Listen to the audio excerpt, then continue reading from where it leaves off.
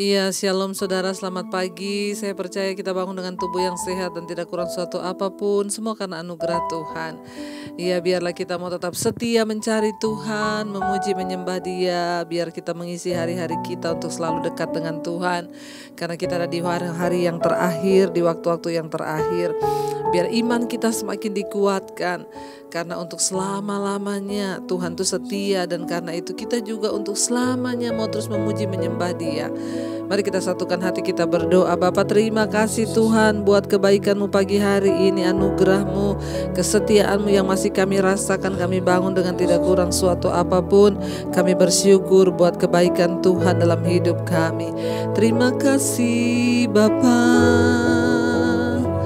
Terima kasih Tuhan, kami memuji menyembah-Mu, kami bawa korban syukur penyembahan kami Tuhan, biar mulut kami memuji nama-Mu, sebab Kau yang layak Tuhan. Oh, selamanya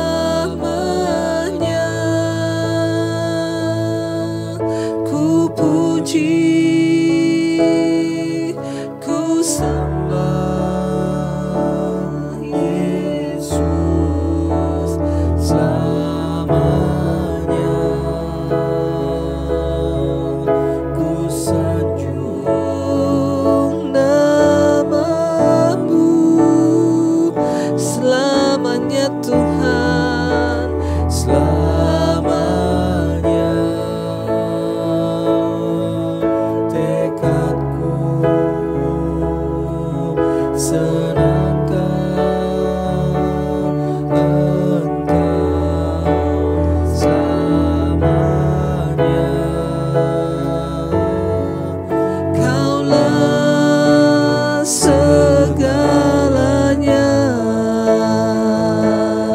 Sampai selamanya, selamanya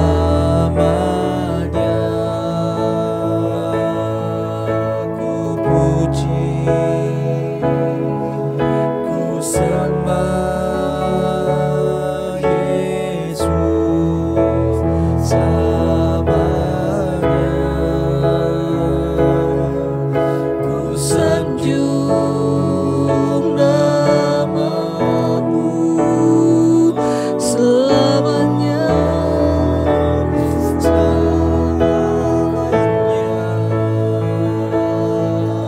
Tekadku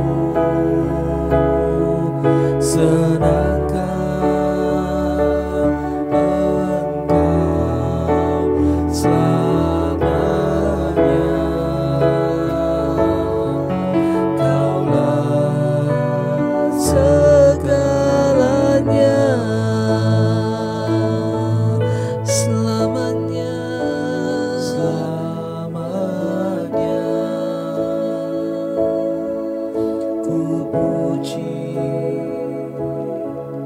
Ku sembah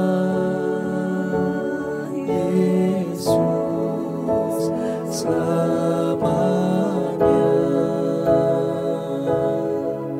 ku sanjung nama-Mu selama-lamanya, selamanya.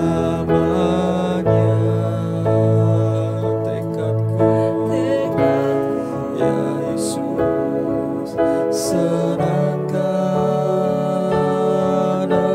Engkau selamanya. Kaulah segalanya, Kau segala-galanya, Tuhan yang kami sembah, Tuhan penyembuh kami, Tuhan penyelamat kami, Tuhan Kau pemulih bagi kami. Kami mau selalu menyembah-Mu Tuhan. Kuasa-Mu nyata, anugerah-Mu nyata. Bahkan saat Engkau berfirman, Engkau menyembuhkan kami. Saat Engkau berfirman, mujizat-Mu terjadi di hidup kami. Kami mau percaya Tuhan, bahwa Engkau Tuhan yang ajaib bagi setiap kami.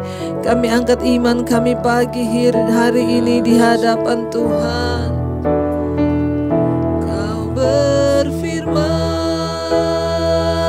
dan sembuhkanku. Kau bersabda dan selamatkanku. Tiada yang mustahil bagimu. Yesus, ku percaya padamu. Kau berfirman dan sembuhkanku. Kau bersabda dan selamatkanku. Tiada yang mustahil bagimu. Yesus, ku percaya Lebih lagi saudara dengan iman katakan, Kau berfirman dan sembuhkan. Kami percaya Kau bersabda dan selamatkanku. Tiada yang mustahil bagimu. Yesus, ku percaya Lebih lagi katakan, Kau berfirman dan sembuhkanku. Kau bersabda dan selamatkanku. Tiada yang mustahil bagimu. Yesus, ku percaya. Sekali lagi saudara katakan, Kau berfirman dan sembuh. Kami sembuh Tuhan saat Engkau berfirman, saat Engkau bersabda, Engkau selamatkan. Tiada yang mustahil bagimu. Yesus, ku percaya padamu. Kami percaya Kau berfirman dan kami sembuh Tuhan. Kau bersabda dan kami selamat. Engkau Tuhan yang hebat, Engkau Tuhan yang dahsyat. Engkau yang sanggup pulihkan hidup kami Tuhan.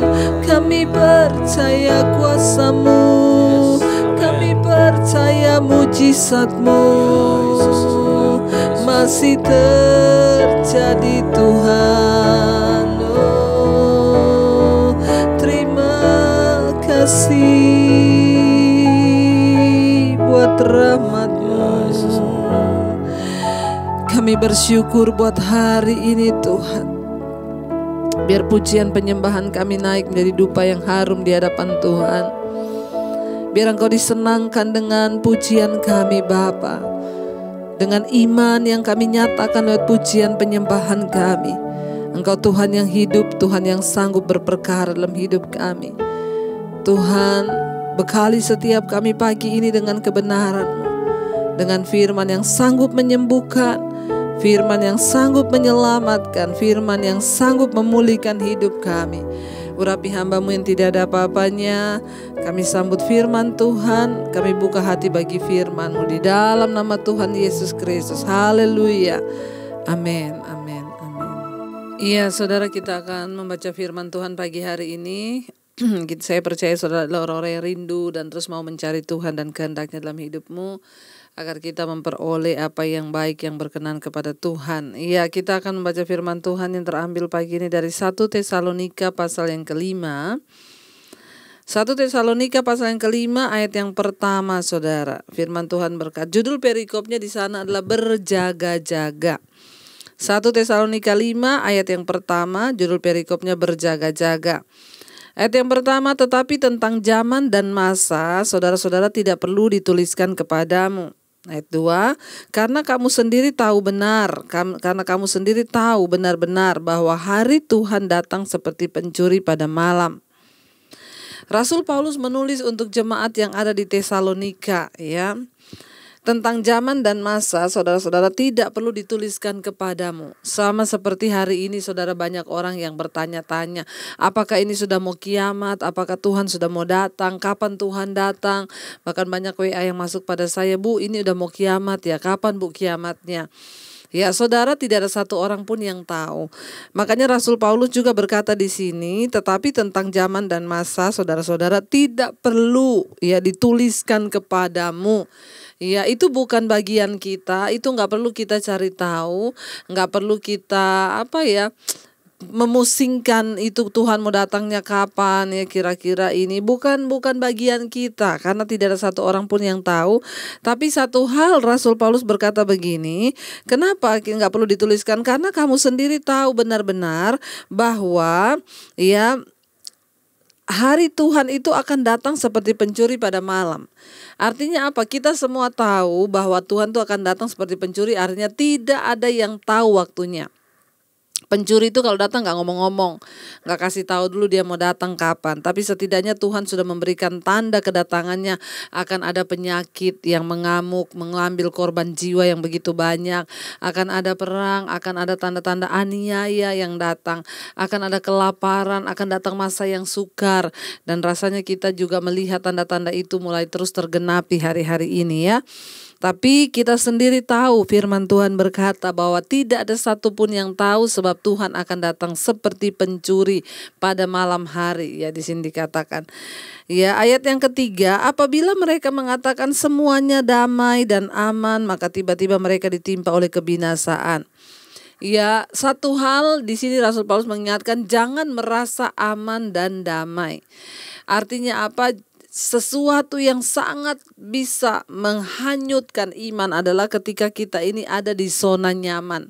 Kita merasa semuanya baik-baik saja, kita merasa semua aman-aman saja, uang kita ada, sehat, kita tidak kurang suatu apapun, dan kita merasa wah nyaman ini ya. Lalu kita merasa baik-baik saja di saat semua merasa damai dan aman.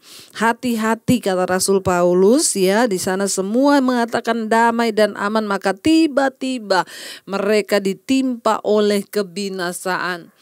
Ya, saudara, kita berbicara tentang waktu kedatangan Tuhan. Kiamat itu bukan hanya kiamat yang Tuhan datang kelak, tapi ada yang namanya kiamat kecil bagi setiap manusia, yaitu kematian. Jangan sampai kita merasa aman, semuanya ini buktinya aku juga sehat, lalu kita tidak bertobat dan mencari Tuhan. Kenapa? Yang namanya kebinasaan itu bisa datang kapan saja. Kebinasaan bisa menimpa kita kapan saja, nggak peduli mau orang kaya, orang miskin. Ya, yang namanya kebinasaan itu bisa datang menghadang kita, bahkan datang tiba-tiba. Kematian itu nggak ada yang tahu.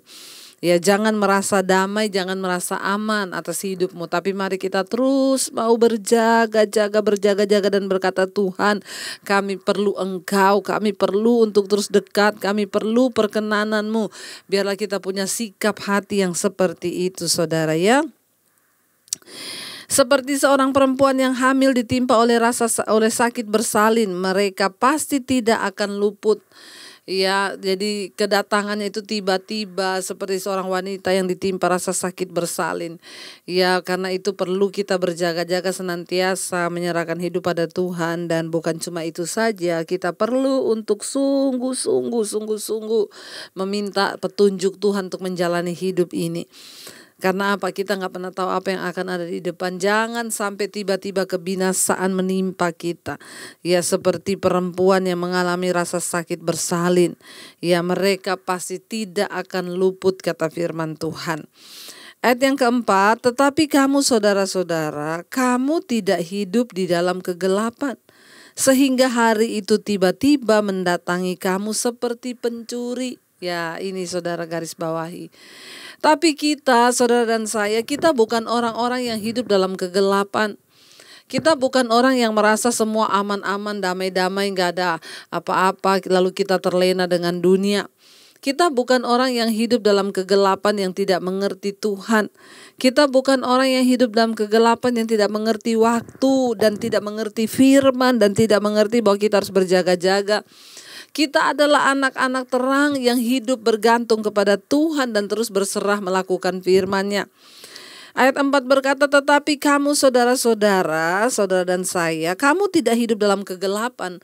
Syarat untuk kita menanti kedatangan Tuhan kali yang kedua itu adalah apa? Jangan hidup di dalam kegelapan. Sebab orang yang akan ditimpa kebinasaan dan malapetaka waktu Tuhan datang mengalami kiamat, baik itu kedatangan Tuhan kali yang kedua ataupun kiamat kecil yaitu kematian. Orang yang akan ditimpa kebinasaan adalah mereka yang hidup dalam kegelapan. Artinya apa? Mereka yang hidup di dalam dosa, mengikuti keinginan daging, mereka yang terus menikmati segala hawa nafsu dunia ini. Mereka yang terus sibuk berburu uang, dan uang. Mereka yang terus mengikuti segala keinginan daging, keinginan mata dan keangkuhan hidup. Dan mereka tidak pernah menyadari bahwa ada di hari-hari yang terakhir dan tidak pernah mau berjaga-jaga. Sehingga dengan tiba-tiba mereka ditimpa kebinasaan. Dan tidak mungkin terluput, kata firman Tuhan, dari murka Allah. Ya, tetapi kita saudara, kamu, ya saudara-saudara, kamu tidak hidup di dalam kegelapan. Kita nggak hidup di dalam kegelapan yang membuat kita akhirnya binasa, ditimpa sesuatu yang tiba-tiba.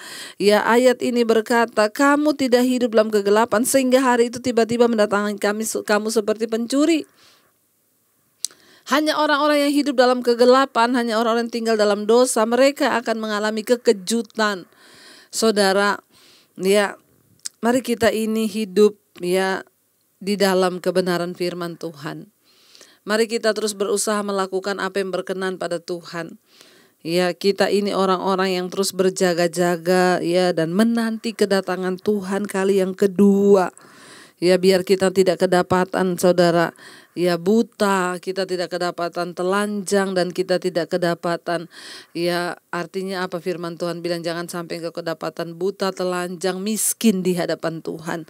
Ya, kita menjadi orang-orang yang akan dipermalukan di hari-hari terakhir, tapi kita mau menjadi orang yang terus berjaga-jaga dan menggenakan jubah kekudusan.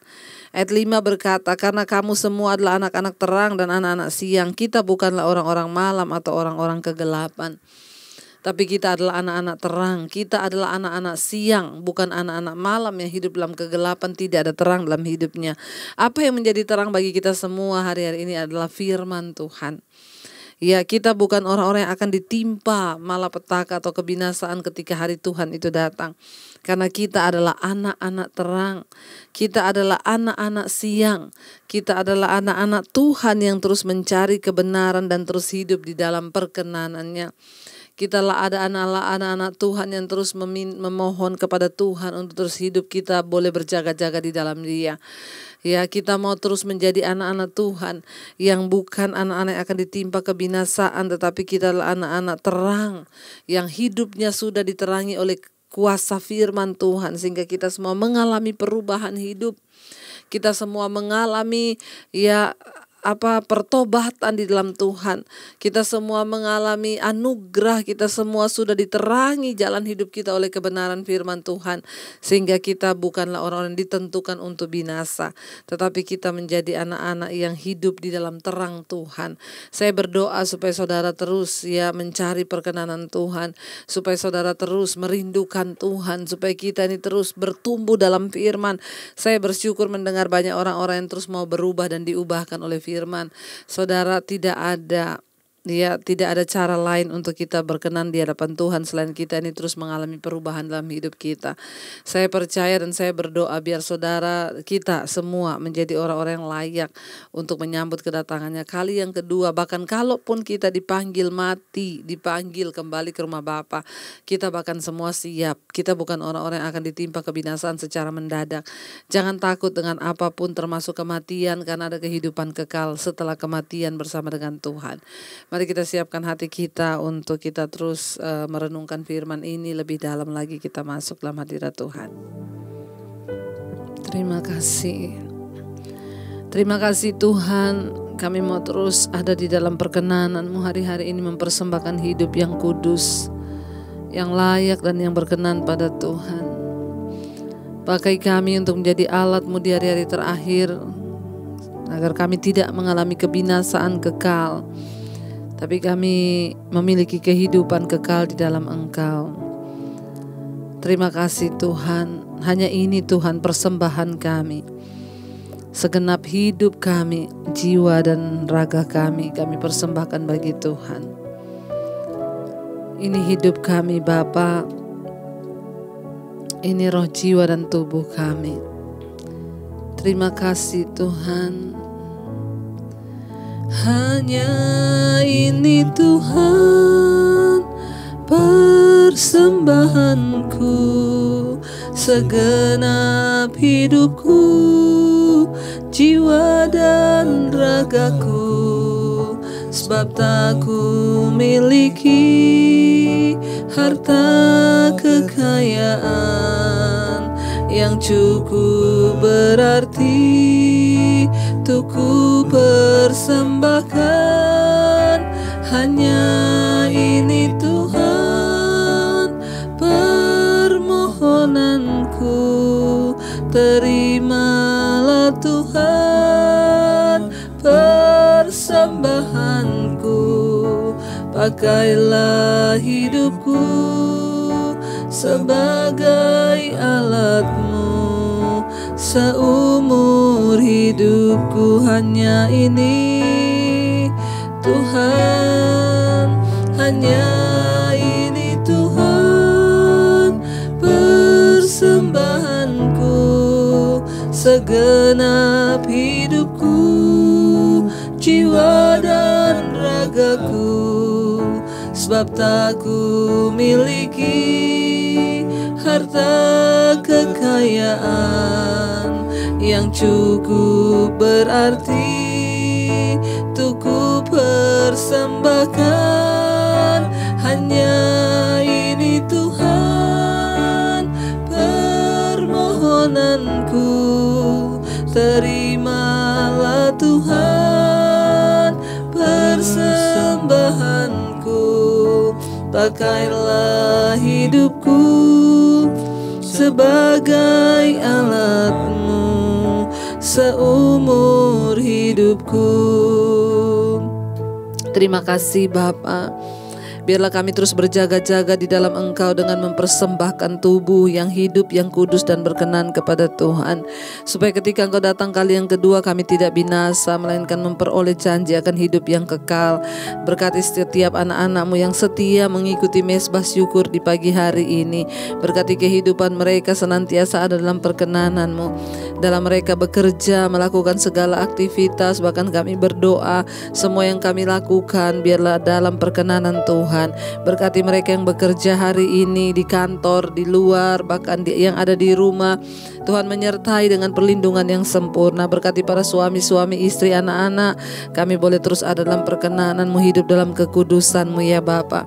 Berkati bangsa Indonesia, Shalom Indonesia, Bapak Presiden Jokowi dan Wakilnya Ma'ruf Amin. Tuhan memberkati. Terima kasih, bahkan semua pergumulan kami tahu ada di dalam tangan Tuhan.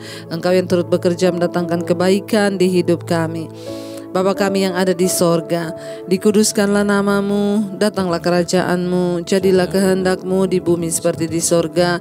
Berikanlah kami pada hari ini makanan kami yang secukupnya, dan ampuni kami akan kesalahan kami, seperti kami juga mengampuni orang yang bersalah kepada kami. Janganlah membawa kami dalam pencobaan, tetapi lepaskan kami daripada yang jahat, karena Engkaulah yang punya kerajaan dan kuasa dan kemuliaan sampai selama-lamanya.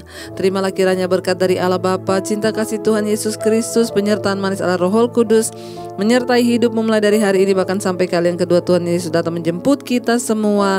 Namamu tercatat di dalam kitab kehidupan. Dalam nama Yesus yang percaya diberkati Tuhan, katakan bersama, amin, amin. Selamat pagi, selamat beraktivitas, dan Tuhan memberkati.